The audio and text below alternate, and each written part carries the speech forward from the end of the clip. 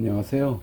오늘은 마테오복음서 25장 14절부터 30절에 있는 달란트 비유에 대해서 말씀을 나눠보려고 합니다. 여기에 나오는 것은 이제 하늘나라 비유인데요. 주요 용어를 보면 이제 하늘나라가 있고, 그리고 달란트가 있고, 그 다음에 이제 활용하여서 이제 분리죠. 이게 주인이 길을 떠나면서 종들에게 그 각자의 능력에 맞게 5달란트, 2달란트 이런 식으로, 그리고 한 달란트 이런 식으로 주고 이제 떠납니다. 그래 와서 이제 돌아와서 이제 얼마나 불렸나 이것을 이제 검사를 하죠. 그리고 또 나온 단어가 은행이라는 단어가 나옵니다. 여기서는 이제 뭐 돈 쓸 사람이라고도 하고 또 대금업자 이렇게도 이제 번역이 되어 있는데 영어 원문에는 인더뱅크 이렇게 되어 있더라고요.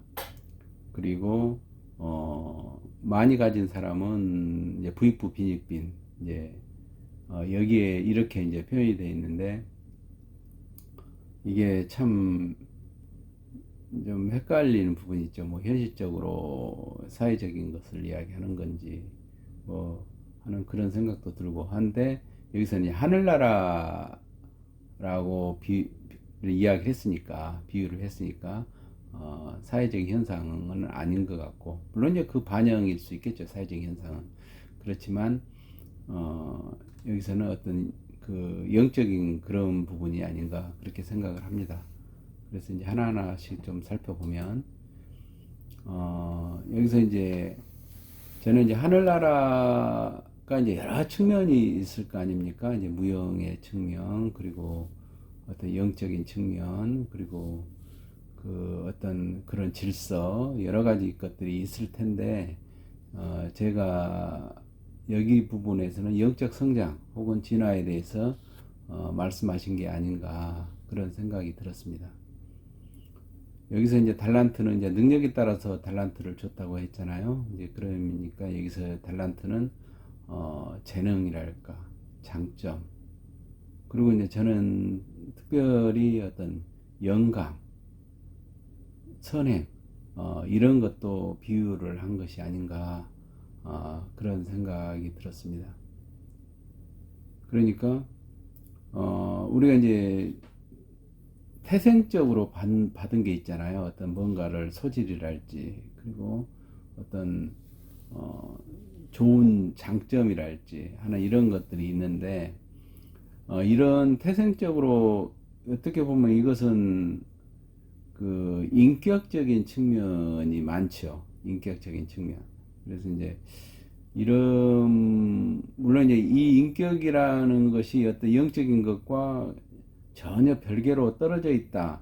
이렇게 보기도 좀 어려운 측면도 있죠. 그렇지만 이제 인격은 인격이고, 이제, 그리고 여기서는 이제 저는 이제 주로 영감 혹은 선행, 이쪽에다 더 비중을 많이 둡니다. 그러니까 우리가 이제 어떤 그, 영감이 떠오르는데 그것을 무시해 버리는 경향들이 있지 않습니까?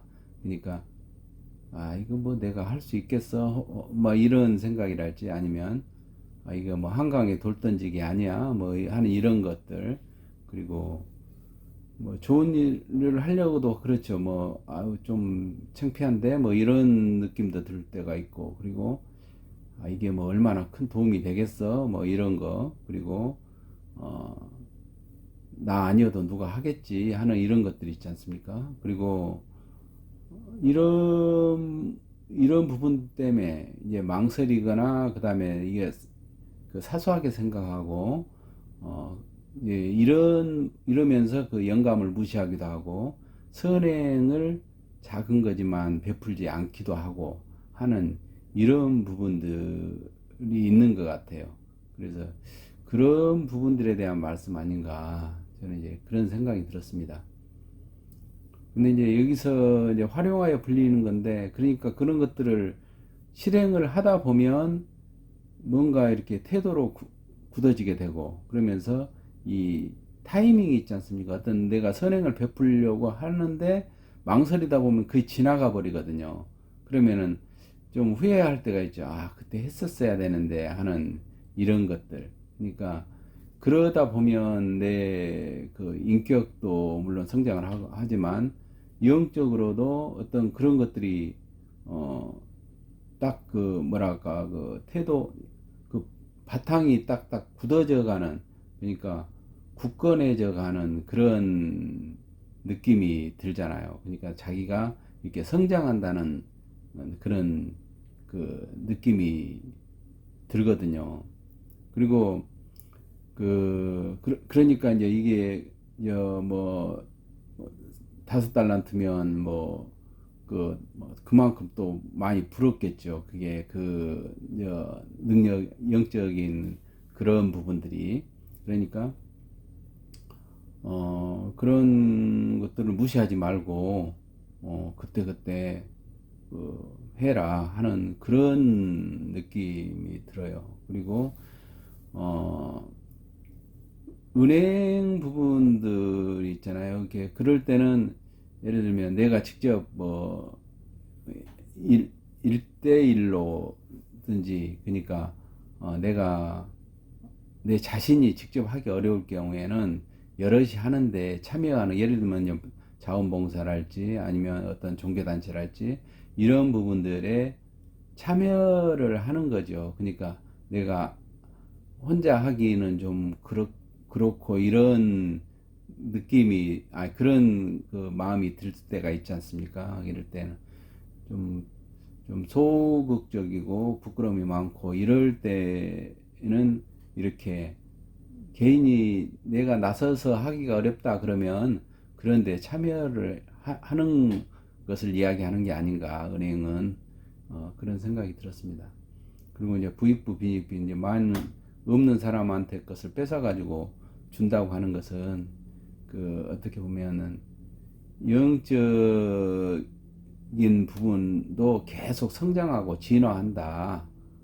그런 부분들을 어, 이야기하는 것 같아요. 그러니까 가만히 놔둬버리면 점점점 퇴화되는 거죠. 그렇지만 예를 들면 이런 거죠. 뭐 어떤 영감이 떠올랐을 때 글을 쓰는 사람들도 마찬가지잖아요. 계속 글을 쓰고 이렇게 하면 더 많은 영감들이 떠오르게 되는 거고, 그 다음에 그것을 무시하고 하다 보면 그게 이제 떠오르지 않는 거죠. 예를 들면 우리가 그 샘도 푸지 않으면 막힌다 그러거든요.